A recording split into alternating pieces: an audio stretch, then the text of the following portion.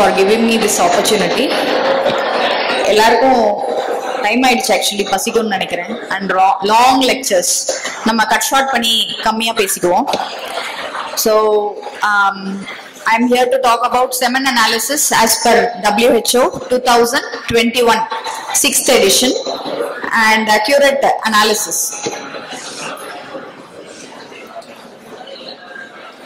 So infertility na enna theriyum namakku. It is basically inability to achieve spontaneous pregnancy within 1 year for a couple after a regular unprotected intercourse. So that is the basic definition of infertility. Students, semen analysis எல்லா லேப்லயும் நீங்க ஈஸியாவும் கத்துக்கவும் முடியாது, ரொம்ப ரேரா வரும்போது.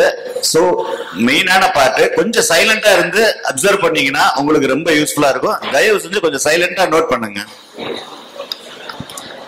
சாப்பாடு போயிடலாம் கொஞ்ச நேரத்துல. சோ நிறைய கப்பல் வருவாங்க, கூட்டிட்டு வருவாங்க, இன்லாஸ் கூட்டிட்டு வருவாங்க, அதாவது மதர் இன்லா இல்ல மதர் கூட்டிட்டு வருவாங்க.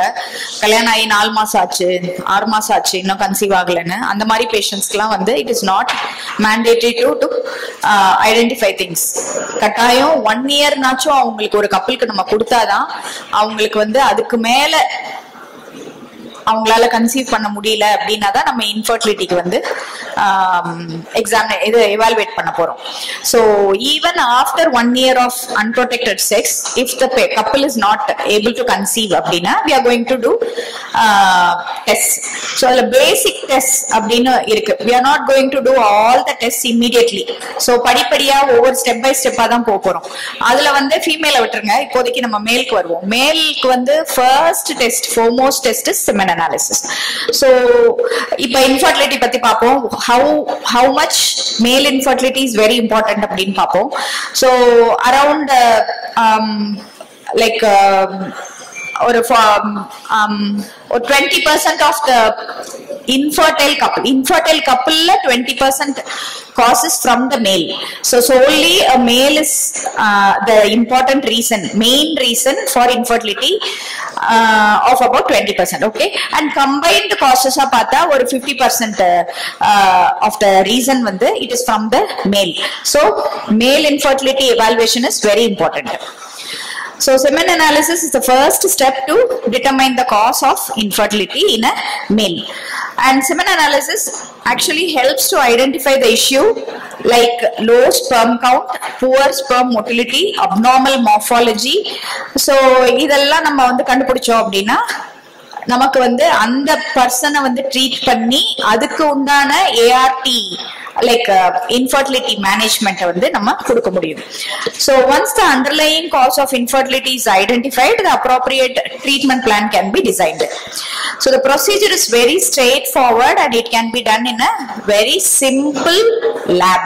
ரொம்ப high-fi techniques தேவையில்லை, சாதாரண ஒரு லேப்ல நம்ம அதை கண்டுபிடிச்சிடலாம். So it is a cornerstone. Semen analysis is the cornerstone for male infertility evaluation. அதுக்கு WHO World Health Organization has given guidelines.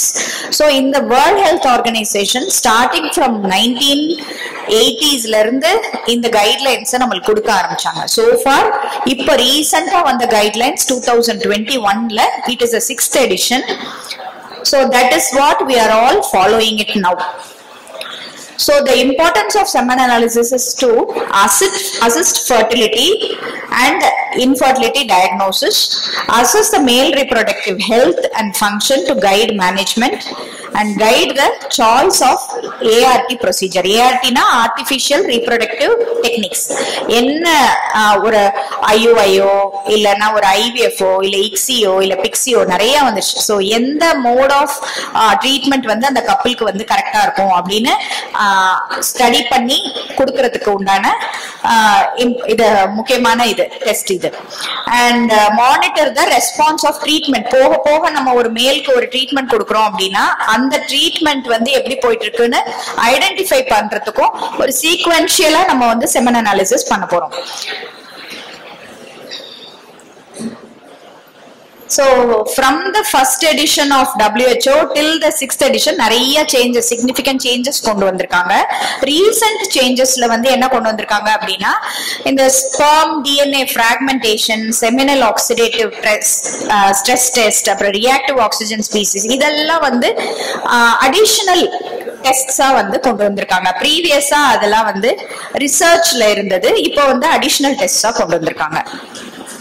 So this is the 6th edition, recent edition of WHO manual, and analysis and the processing of semen and இதுல வந்து என்ன பேசிக் அவங்க 3 classifications கொடுத்திருக்காங்க. First பேசிக் examination. இந்த பேசிக் examination வந்து எல்லா laboratory அவங்களாலையும் பண்ண முடியணும். So all each and every laboratory should be able to perform these tests, and இது வந்து ஒரு accepted procedure throughout worldwide. எப்படி அந்த semen analysis ஃபாலோ பண்ணனும்னு ஒரே மாதிரி டெஸ்டிங் சிஸ்டம் கொடுத்திருக்காங்க. and it is and there are essential components of the semen evaluation. அதை இண்டிவிஜுவலா என்னென்னலாம் பார்க்கணும்னு கொடுத்திருக்காங்க.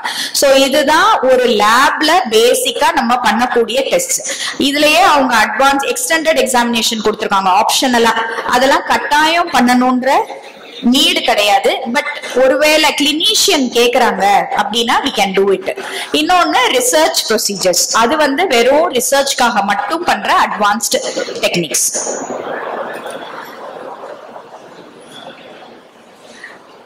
So extended examination பத்தி ஜஸ்ட் ஒரு சின்ன இன்ஃபர்மேஷன். அதுல என்னென்ன வரும் அப்படின்னு ஸ்பெர்ம் DNA fragmentation அதெல்லாம் இப்ப ரொம்ப காமனா இன்ஃபர்டிலிட்டி சென்டர்ல வந்து பண்ணிட்டு இருக்காங்க. Because as the DNA fragmentation வந்து அந்த ஸ்பெர்ம்ல இருக்கிறது வந்து கூடிட்டே போக போக அவங்களுக்கு வந்து அந்த சக்சஸ் ரேட்ஸ்னா பிரெக்னன்சி ரேட்ஸ் வந்து கம்மியாயிட்டே வரும். அதனால அந்த மாதிரி டெஸ்ட் எல்லாம் இப்போ வந்து இன்னும் லைக் ரொம்ப காமனா பண்ண ஆரம்பிச்சிட்டாங்க. இந்த ஆன்டி ஸ்பெர்ம் ஆன்டிபாடிஸ் மற்ற இந்த டெஸ்ட்ஸ் எல்லாம் வந்து ரொம்ப காமனா பண்றது கிடையாது. இந்த லிஸ்ட்ல வந்து ஸ்பெர்ம் DNA fragmentation தான் ரொம்ப காமனா பண்றாங்க. And advanced techniques la only for researchers, as I told. So coming to basic test la நம்ம என்னென்னலாம் பார்ப்போம். So first pre-examination procedures. Patient ஓட information is very important. ஒரு sample நம்மளுக்கு வருது அப்படின்னா patient ஓட name, wife ஓட name, date, day and abstinence, எவ்வளவு நாள் அவங்க வந்து abstinence, okay, previously எப்போ வந்து intercourseல இருந்தாங்களோ இல்ல let out பண்ணாங்களோன்ற information இது எல்லாமே தெரியணும். Because ஒரு abstinence of 2 days to 5 days or 1 week maximum is very important to collect a good quality and quantity of the sample. அதுக்கு மேல இருந்தா sample may not give a correct report, okay. And the sample வந்து collection எந்த டெம்பரேச்சர்ல இருக்கணும், 20 to 37 degrees centigrade குள்ள collection இருக்கணும். அதுக்கப்புறம் storage வந்து 37 degrees centigradeல அதை வைக்கணும் for liquefaction. So இனிஷியல் அந்த வால்யூம் வந்து எவ்வளவு வால்யூம் இருக்குன்றதையும் நம்ம நோட்டிஃபை பண்ணணும். Because volume is very important to calculate the concentration of the sperm in a given sample. So examination எப்ப நம்ம பண்ண ஆரம்பிப்போம் அப்படின்னா ஆஃப்டர் liquefaction. So liquefaction ஆன பிறகுதான் நம்ம வந்து மேக்ரோஸ்கோபிக் எக்ஸாமினேஷன்ல இருந்து ஸ்டார்ட் பண்ண போறோம். இதுல வெட் ப்ரிப்பரேஷன் நிறைய பேருக்கு தெரியும்.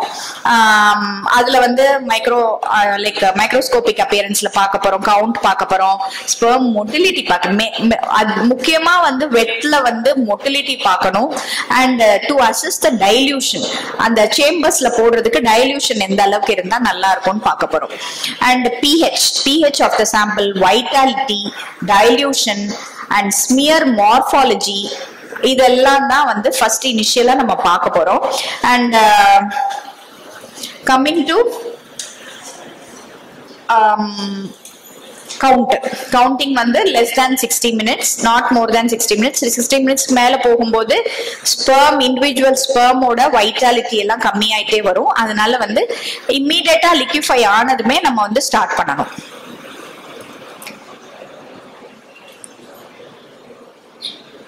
So coming to motility concept count நான் அப்புறம் சொல்றேன். motility வந்து முதல்ல WHO 2010ல எப்படி கொடுத்திருந்தாங்கன்னா progressive motility, non progressive motility, immortality-னு just இந்த மாதிரி கொடுத்திருந்தாங்க. இப்போ வந்து அந்த progressive motility-லயே rapid progressive, that is A, slow progressive is B, and non progressive is C, and immotile sperms வந்து D னு கொடுத்திருக்காங்க. So இதுல total motility அப்படினா என்ன வரும்? It is A plus B plus C and D வந்து immotile sperms னு வந்துரும். So calculation of proportion of progressive motility na A plus B. Motility is A plus B plus C. So the average percentage எப்படி நம்ம கணக்குல கொடுக்கணும், லேப்ல ரிசல்ட்டா கொடுக்கணும் அப்படின்னா for motility grade A, B, C, D னு டிஃபரன்ஷியேட் பண்ணி தான் நம்ம கொடுக்க வேண்டியிருக்கும். And நம்ம கவுண்ட் பண்ணும் பொழுது count is very important. Count எப்படி பண்ண ரேண்டமா பண்ணக்கூடாது. அண்ட் மோஸ்ட்லி நம்ம அந்த நியூபார்ன் சேம்பர் யூஸ் பண்ணுவோம். அந்த சேம்பர்ல ஒரு அந்த இண்டிவிஜுவல் பாக்ஸஸ்லயும் கவுண்ட் பண்ண வேண்டியிருக்கும். அட்லீஸ்ட் இப்போ வந்து நம்ம கவுண்ட வந்து ஜாஸ்தி பண்ணிருக்காங்க. 200 ஸ்பெர்ம்ஸ்னாச்சும் வந்து ஒரு 5 ஃபீல்ட்ஸ்ல வந்து நம்ம ஐடென்டிஃபை பண்ணி கவுண்ட் வந்து கொடுக்க வேண்டியிருக்கும். That is the newer thing. இதுல வந்து நம்ம அந்த A, B, C, D னு ஒவ்வொரு ஃபார்மையும், அதாவது progressive motility, motile sperm, slow progressive motile, immotile, அந்த மாதிரி எல்லாமே டிஃபரன்ஷியேட் பண்ணி டோட்டலா கவுண்ட் பண்ணி 200க்கு கொண்டு வந்து அதை ரிப்போர்ட்டா கொடுக்க வேண்டியிருக்கும். I think in the new bar counting எல்லாம் you know better than me because you are regularly doing it ன்னு நினைக்கிறேன். So vitality of the sperm அப்படின்னா the vitality is to evaluate the integrity of the sperm cell membrane. ஒரு sperm cell membrane check பண்றது தான் இந்த vitality. So it is very important to judge the health of the sperm. So vitality test எப்படி பார்ப்போம்? Hypo osmotic swelling test இதெல்லாம் பண்ணுவீங்களான்னு எனக்கு தெரியல. எந்த ஸ்பெர்ம் அனாலிசிஸ் ரிப்போர்ட்ஸ்லயும் நான் இந்த டெஸ்ட் ரிப்போர்ட்டை நான் பார்த்ததே இல்லை. இது ஜஸ்ட் ஃபார் தியரிட்டிக்கலா இருக்கு. So count and concentration நான் சொன்ன மாதிரி 200 counts check பண்ணனும் fieldsல. The sperm concentration is the number per unit volume of semen and அத வந்து நம்ம volume ஓட multiply பண்ணா total sperm count in a given sample நமக்கு கிடைக்கும்.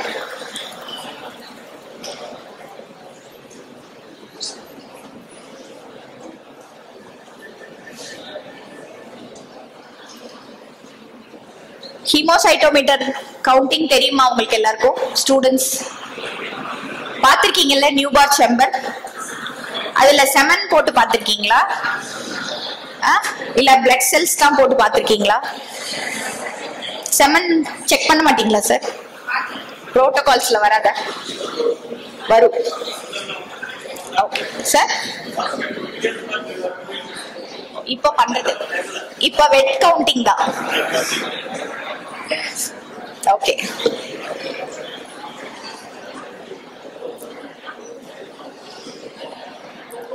So we should be able to count in low concentrations also. So it is very important to assess the number even if it is below 2 million per ml. Okay, because it gives the clinicians ஒரு idea to treat the patients. So just like that நம்மளால பார்க்க முடியல ஒரு ஃபீல்ட்ல sperm இல்லன்னு சொல்லிட்டு நம்ம reports வந்து இஷ்யூ பண்ணிடக்கூடாது. Even if it is less than 2 million நாம வந்து pellet டெஸ்ட் வந்து பண்ண வேண்டியிருக்கும். ஜஸ்ட் லைக் தட் ஒரு வெட் மவுண்டோ இல்ல நியூபாஸ் லேடிலோ பார்த்துட்டு நம்ம ரிப்போர்ட்டிங் பண்ணக்கூடாது. சோ மார்ஃபாலஜி டெஸ்டிங் பண்ணுவீங்களா sir?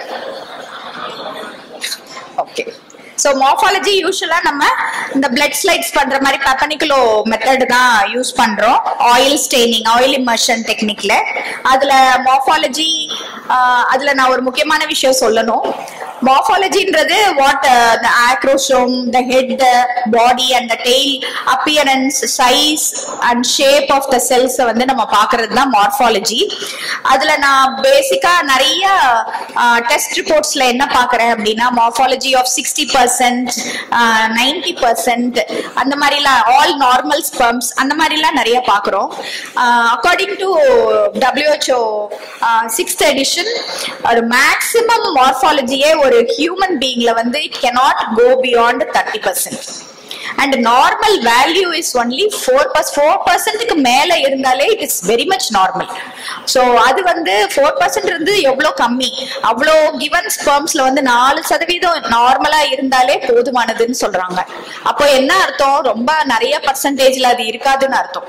so we cannot just like that give ஒரு wet mountல பார்த்து ஒரு 50% normal 60% normalல we cannot give, because more than 30% இருக்கிறது ஹியூமன் பீயிங்க்கு ரொம்ப ரேரான விஷயம். so see to that மார்பாலஜிக்கலா வந்து ப்ராப்பரா அசஸ் பண்ணாதான். ஏன்னா நம்ம ரிப்போர்ட் ஒன்னு வச்சிருப்போம் 60% நார்மல்னு, but the patient will not be able to conceive. ஒரு 5 years ட்ரை பண்ணியும் அவங்களால வந்து அதை அச்சீவ் பண்ண முடிஞ்சிருக்காது. அப்ப அவங்க கேட்பாங்க எல்லாமே நார்மலா இருக்கு ஏன் கன்சீவ் ஆகலன்னு. பட் ஸ்டில் நம்மளால வந்து அதை உறுதியா சொல்ல முடியாதுனாலும் ரொம்ப மிஸ்கைடிங்கா ரிப்போர்ட்ஸ் வந்து வரக்கூடாது. So these are the reference values according to 2021. இதுல வந்து semen volume, concentration, total sperm number, progressive motility, that is A and B, rapid and slow, total motility, vitality, அப்புறம் normal morphology, check that it is only 4%, the pH, then இதுல வேற எதுவும் ரொம்ப important கிடையாது. இது எல்லாம் வந்து பேசிக்கா they have given as a table so that நம்ம பார்க்கறத வந்து இதோட கம்பேர் பண்ணி நம்ம ஒரு ரிசல்ட் வந்து கொடுக்கலாம்.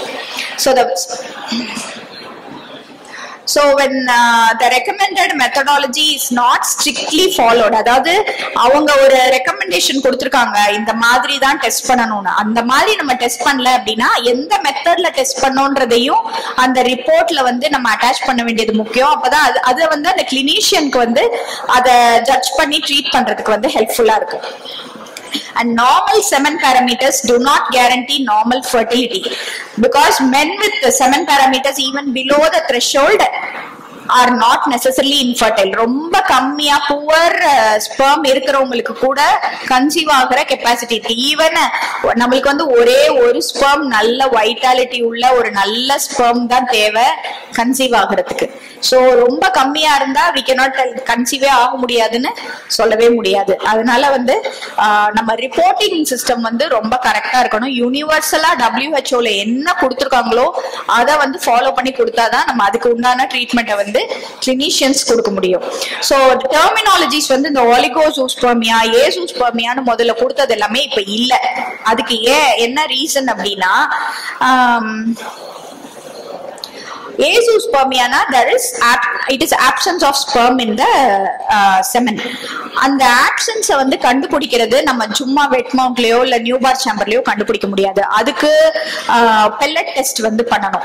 அந்த பெல்லட் பண்ணும்போது நம்ம எவ்வளோ ரொட்டேஷன்ஸ்ல அந்த இதுல வைக்கிறோம், எவ்வளோ மினிட்ஸ் வைக்கிறோம், இது எல்லாமே மேட்டர்ஸ். அந்த அளவுக்கு வச்சாலும் இருக்கிற எல்லா ஸ்பெர்ம்ஸையும் அதை கான்சென்ட்ரேட் பண்ணி அந்த பெல்லட்ல கொண்டு வரும்ன்ற உறுதி கிடையாது. அப்படின்றப்போ நம்ம மிஸ் பண்றதுக்கான சான்சஸ் இருக்கு. அந்த கவுண்ட், எக்ஸாக்ட் கவுண்ட் தெரியாது.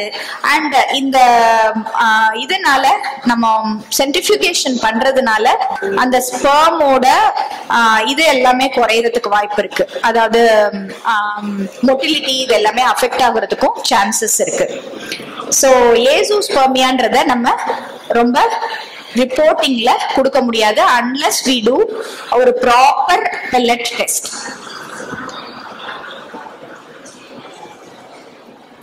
So interpretation of the results is the responsibility of the prescribing physician.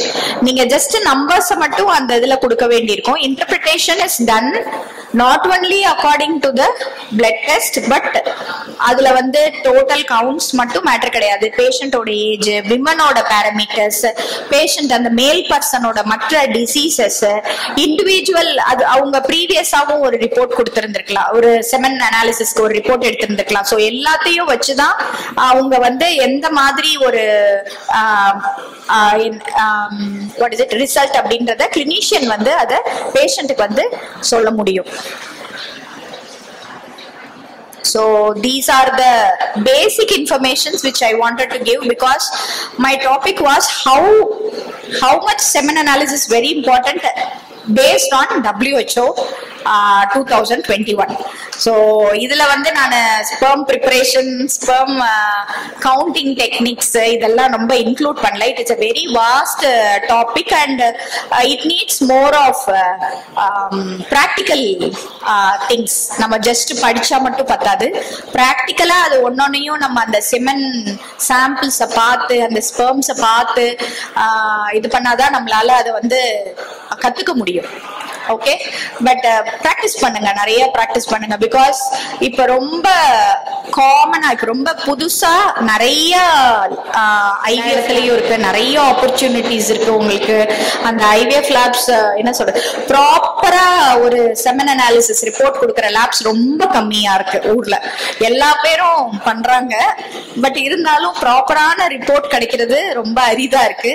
நல்ல ஒரு டெக்னீஷியனா அதுல நம்ம வர முடியும், ப்ராப்பரான ரிப்போர்ட் கொடுத்தா, which can guide the clinicians for better pregnancy outcomes. So அது எல்லாமே உங்க கையில தான் இருக்கு basically. So ப்ராப்பரா பண்ணுங்க. Thank you sir.